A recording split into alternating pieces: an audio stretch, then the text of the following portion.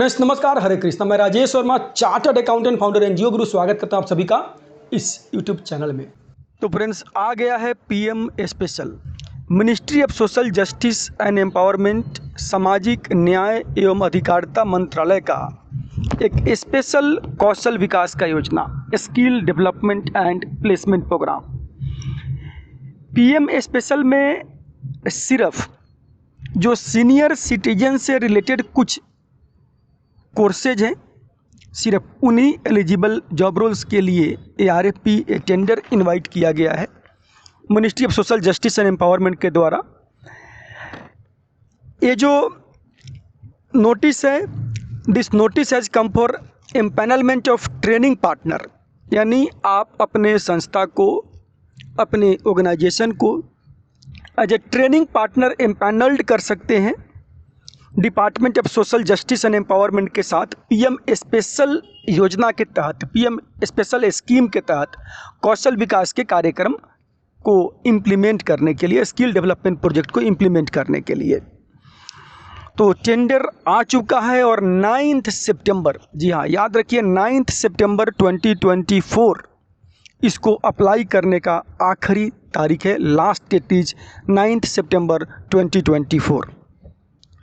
आइए पहले बात करते हैं कि कौन सी ऑर्गेनाइजेशन यानी पीएम स्पेशल में as a training partner empanelled होने के लिए जो एलिजिबिलिटी क्राइटेरिया है उसके बारे में बात करते हैं।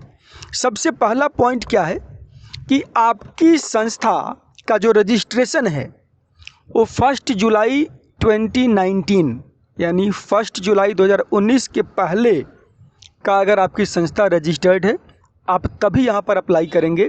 यानी 1 जुलाई 19 के बाद में रजिस्टर्ड जो ऑर्गेनाइजेशंस है वैसी ऑर्गेनाइजेशन यहाँ पर अप्लाई करने के लिए एलिजिबल नहीं है। यानी आपकी संस्था जो है कम से कम 5 साल 5 ईयर्स पुरानी होनी चाहिए। तो उसके लिए अपना सर्टिफिकेट ऑफ इनकॉर्पोरेशन या रजिस्ट्रेशन या ट्रस्ट डीड जो भी आपका है वो अटैच करना है। साथ में आपको यहाँ पर लगाना है, आपके पास पैन कार्ड और GST नंबर होना चाहिए। तो यानी कॉपी ऑफ पैन और GST number. GST number compulsory नहीं है, यानी अगर आपकी संस्था NGO है और आप पर GST अप्लीकेबल नहीं है तो GST नॉट अप्लीकेबल का एक CA साहब से अपने सर्टिफिकेट लेकर के आप लगा सकते हैं। You don't need to attach GST certificate. अगर आपकी NGO है तो थर्ड पॉइंट ये है कि आपके पास नीति आयोग दर्पण का रजिस्ट्रेशन होना चाहिए और आपको अपना यूनिक ID यहाँ पर अटैच करना है। लास्ट 3 साल का फोर्थ पॉइंट ये है कि आपका लास्ट 3 इयर्स का ऑडिटेड फाइनेंशियल्स, ऑडिटेड जो आपका अकाउंट स्टेटमेंट, फाइनेंशियल स्टेटमेंट है आपका, वो आपको अटैच करना है। अब यहाँ पर लोगों को कन्फ्यूजन है कि सर 23-24 का भी अटैच करना है क्या। बड़े सारे क्वेश्चंस हमारे पास आए थे टेंडर डॉक्यूमेंट को देखने के बाद में। तो सर 23-24 कंपलसरी बिल्कुल नहीं है। यहाँ पर 2020-21, 21-22 और 22-23 आप अटैच कर सकते हैं। हाँ, अगर आपके संस्था का 23-24 का ऑडिट हो चुका है तो आपके पास ऑप्शन है कि 21-22, 22-23 एंड 23-24 का फाइनेंशियल स्टेटमेंट यहाँ पर अटैच कर सकते हैं। इसके बाद जो यहाँ पर डिटेल मांगी जा रही है कि आपके संस्था में ने जो प्रायर एक्सपीरियंस है कौशल विकास के काम करने का, ट्रेनिंग एंड प्लेसमेंट का, तो यहाँ पर एनेक्जर में फॉर्मेट अटैच्ड है टेंडर डॉक्यूमेंट में।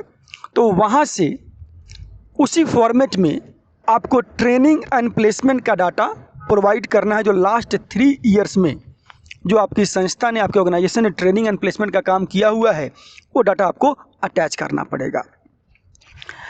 Next and the most important point यहाँ पर क्या है कि यहाँ पर गवर्नमेंट कोई नई ट्रेनिंग सेंटर के लिए इंफ्रास्ट्रक्चर क्रिएट करने के लिए या स्पेशली इस प्रोजेक्ट के लिए आप मैन पावर हायर कर रहे हैं तो उसको गवर्नमेंट एनकरेज नहीं करना चाहती हो। बिल्कुल गवर्नमेंट नहीं चाहती कि आप ऐसा करें कि इस पर्टिकुलर प्रोजेक्ट के लिए आप इंफ्रा क्रिएट करें या फिर इसके लिए आप मैन पावर की हायरिंग करें। इसीलिए यहाँ पर कंडीशन क्या डाला गया है कि वैसी संस्थाएं जिनके पास पहले से इन जॉब रोल्स में ट्रेनिंग सेंटर अवेलेबल है, ट्रेनिंग सेंटर का इंफ्रा अवेलेबल है, मैन पावर अवेलेबल है, और जिस डेट को आप एप्लीकेशन फाइल करेंगे उस डेट के पहले का आपके पास स्मार्ट पोर्टल से जो लेटर ऑफ रजिस्ट्रेशन मिलता है ट्रेनिंग सेंटर के लिए, तो लेटर ऑफ रजिस्ट्रेशन आपके पास, एक्टिव रजिस्ट्रेशन आपके पास है।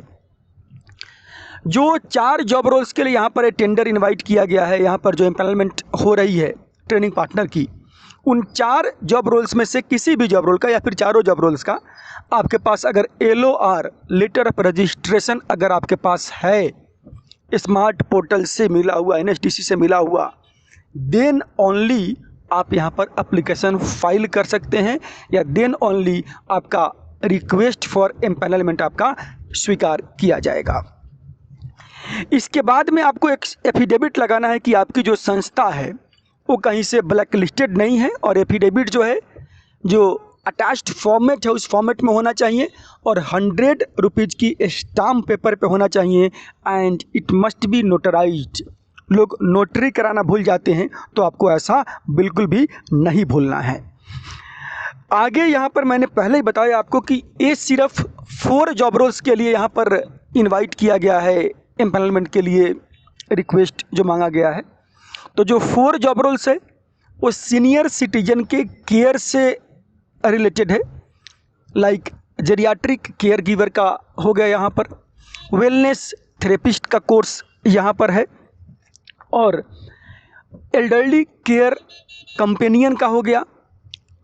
तो इस प्रकार के जो कोर्सेज हैं, जो सीनियर सिटीजन से रिलेटेड कोर्सेज हैं, सिर्फ उन्हीं कोर्सेज के लिए यहाँ पर आपका एप्लीकेशन रिक्वेस्ट इनवाइट किया गया है एम्प्लॉयमेंट के लिए। यहाँ पर 2-3 चीज़ें बहुत इम्पोर्टेंट ये है कि गवर्नमेंट यहाँ पर कोई नया इंफ्रा क्रिएट करना, मैन पावर हायर करना को इनकरेज नहीं कर रही है। तो इसीलिए एम्प्लॉयमेंट होने का मतलब ये नहीं है कि आपको वर्क मिल ही जाएगा, बट यस, गवर्नमेंट एम्प्लॉयमेंट कर ही रही है आपको वर्क एलोकेट करने के लिए, आपको वर्क देने के लिए। तो आप सभी लोग ये जो इन्फॉर्मेशन है, इस इन्फॉर्मेशन के अकॉर्डिंग अप्लाई करिए PM स्पेशल के लिए, एम्पैनल्ड होइए, काम लीजिए और आगे बढ़िए, यही मेरा शुभकामना है। और याद रखिएगा 9 सितंबर 2024 शाम के 5:30 बजे 5:30 PM तक आपको फिजिकली हार्ड कॉपी में आपको ये सबमिट करना है एप्लीकेशन। यहाँ पर सॉफ्ट कॉपी में ईमेल करना या ऑनलाइन अप्लाई करना बिल्कुल अलाउड नहीं है। Only and only hard copy of application will be accepted, जो कि आपको सबमिट करना है कहाँ, CR section, garage number 8, Shastri भवन, न्यू दिल्ली में। डिप्टी सेक्रेटरी सीनियर सिटीजन को आपको एड्रेस करके ये आपको जो पैकेट जो आपका है, जो आपके डॉक्यूमेंट्स है, ये प्रॉपर तरीके से बाइंडिंग करके आपको वहाँ पर भेजना है। चलिए मिलते हैं अगले जानकारी के साथ अगले वीडियो में। अगर आपने चैनल सब्सक्राइब नहीं किया है तो सब्सक्राइब कर लीजिए, ताकि आपको अगला वीडियो ऐसे ही इंफॉर्मेशंस आप तक मिलती रहे और आप वर्क लेते रहे और अपने संस्था को आगे बढ़ाते रहे। धन्यवाद। अगर आपने चैनल सब्सक्राइब नहीं किया है तो प्लीज़ सब्सक्राइब कर लीजिए, क्योंकि ऐसे जानकारी मिलते रहेंगे आपको इस चैनल पे।